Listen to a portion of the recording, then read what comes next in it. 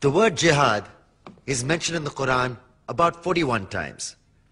The words mercy, peace, and compassion are mentioned about 355 times. Yes, come in.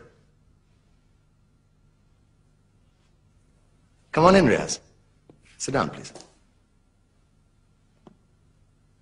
Contrary to popular belief in most Western cultures, Islam is a religion that preaches peace and tolerance.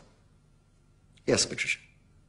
If Islam truly is a religion that preaches peace, then how come the world's most troubled spots, the West Bank, Afghanistan, Pakistan, Iraq, they're all plagued with Islamic terrorism? Well, that depends on your definition of terrorism. Some might argue that the U.S. invasions of countries like Iraq and Afghanistan are also acts of terrorism. Those were acts of war to get rid of despotic regimes. Or a means of getting at a country's oil. Conspiracy theories. Well, May I?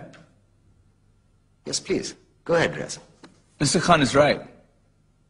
I mean, if we're talking about terrorists, the world's biggest terrorists are the white superpowers. Come on now. No, really, stop and think about it. Explain 9/11. Okay. Do you know how many people died in the Twin Towers strike? Around 3,000. And do you have any idea how many people died in the bombing of Afghanistan? Take a wild guess. More than 15,000 people died. And that's just conservative figures.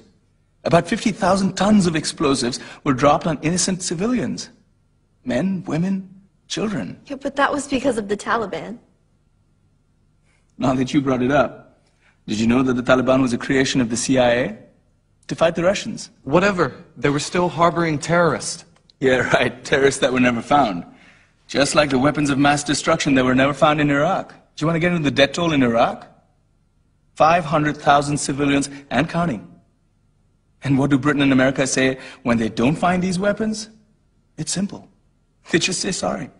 And still refuse to relinquish control of these countries. What are you trying to say? What I'm trying to say is that just because you're American, wear a fancy suit, and call yourself the president, doesn't make you any less of a terrorist. I'm saying that if you don't stop meddling in other people's countries, you will face a backlash. If Muslims like you feel that way, then why don't you get out of our country? We will. As soon as you promise to leave ours.